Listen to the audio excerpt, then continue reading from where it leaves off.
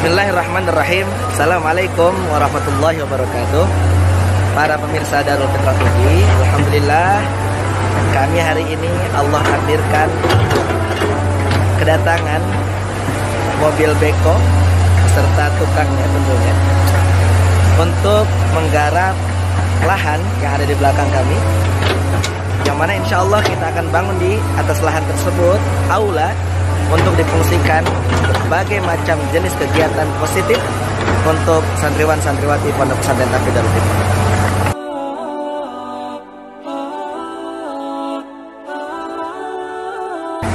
Dari sini saya mengajak siapapun yang menonton video ini untuk berinfak di jalan Allah, yang dengan menyalurkan sebagian hartanya di jalan Allah melalui Pondok Pesantren Tahfidz Darul Fitrah.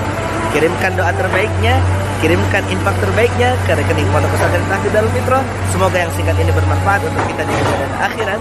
Wabillahi taufiq wal hidayah, wa ridha wal inayah. Astaghfirukum. Assalamualaikum warahmatullahi wabarakatuh.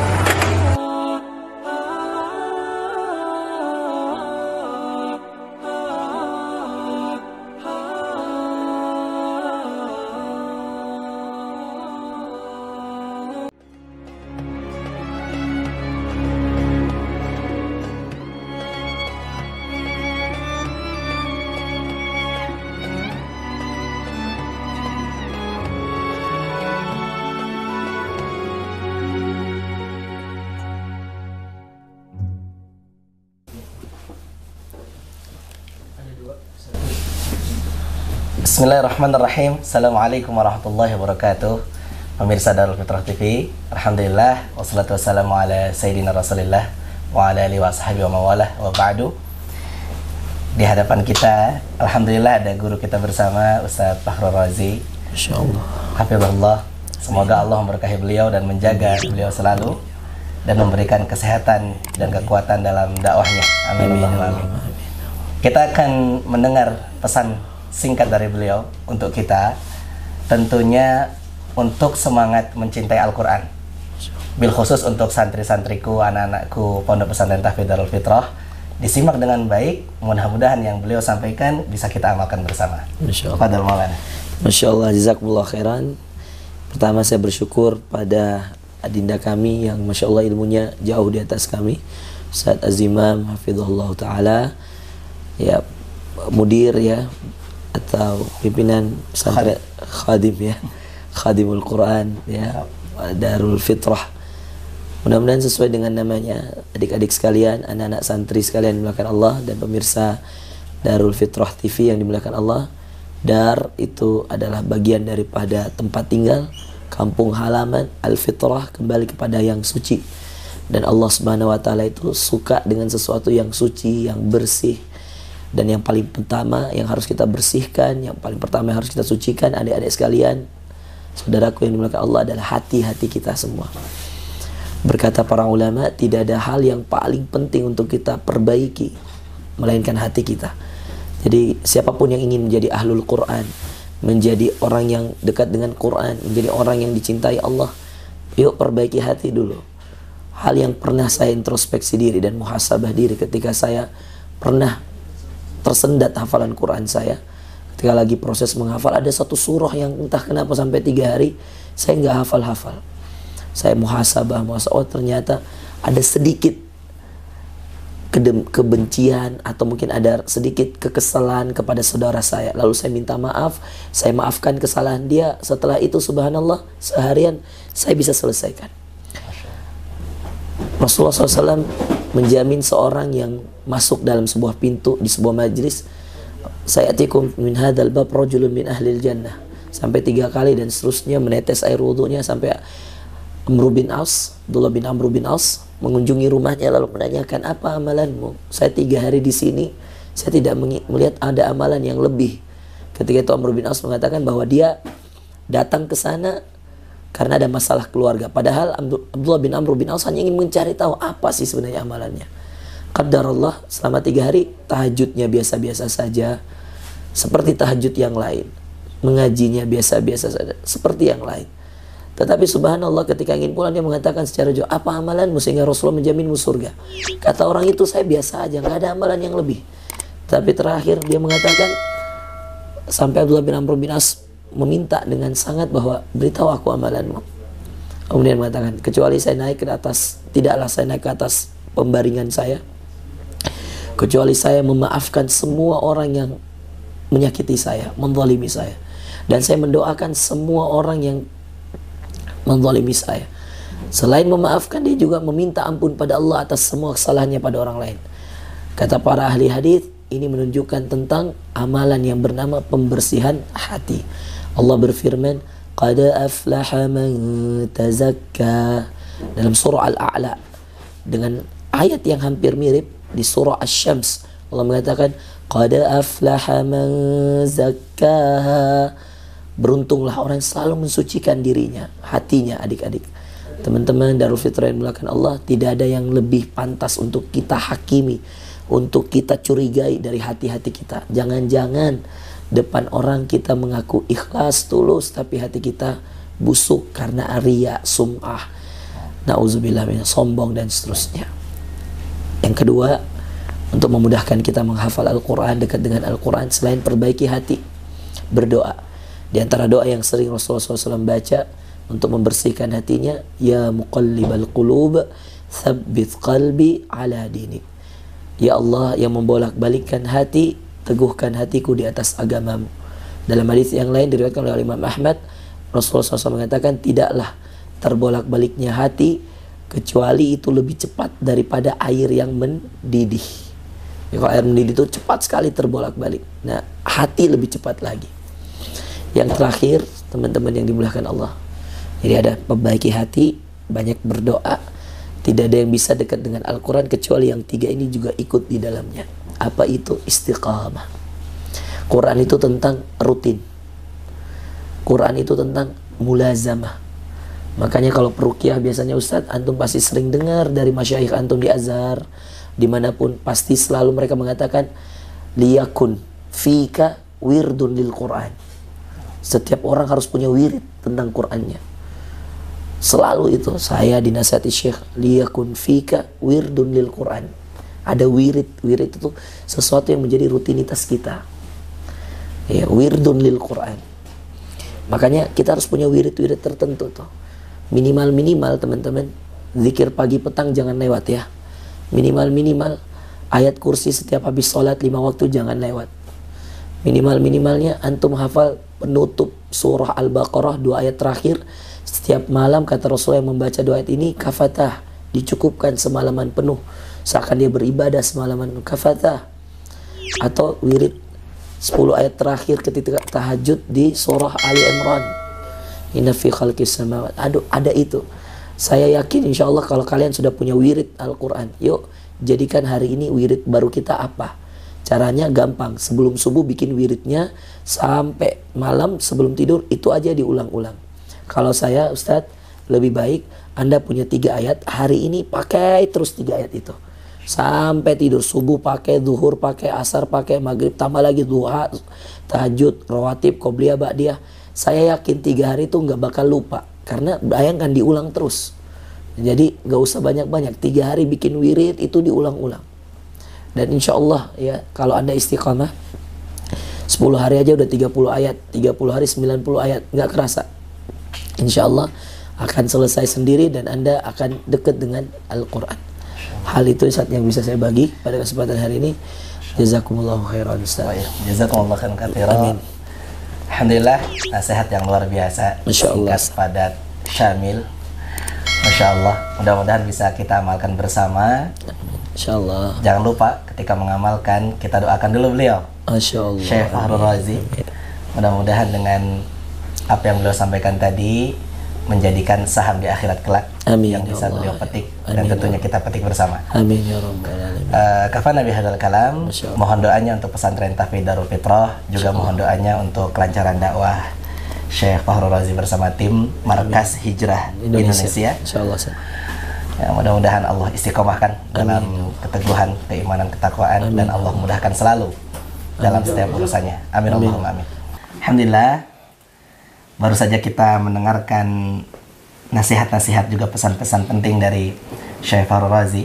Sekarang ada adinda beliau, Masya Allah. Tabarakallah. Di sini ada Syekh Fazrul Beliau dulu bareng di Gontor sama saya, namun sekarang jadi guru saya, Masya Allah. Masya Allah. Kita doakan beliau bersama tim di Markas Hijrah Indonesia. Amin. Allah mudahkan seluruh targetnya, seluruh kegiatannya, dan Allah berikan kesehatan dan kekuatan.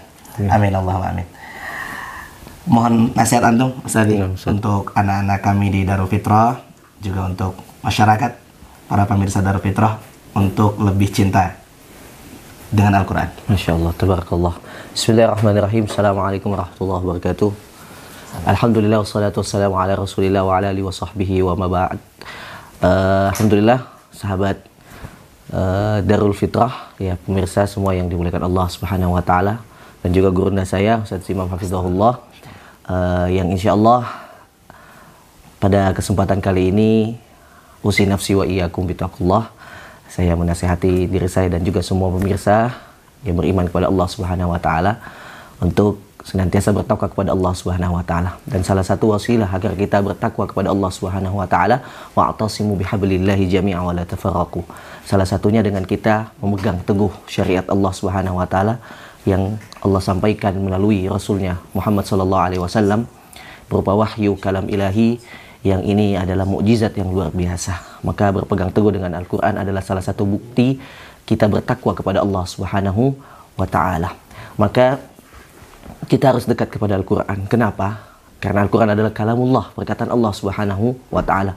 Laisa kalamul bashar, bukan perkataan manusia. Maka dari itu kita harus dekat dengan Al-Quran.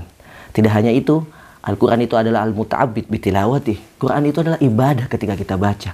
Beda ketika kita membaca hadis, beda ketika kita membaca buku-buku fikih atau buku turas yang lainnya.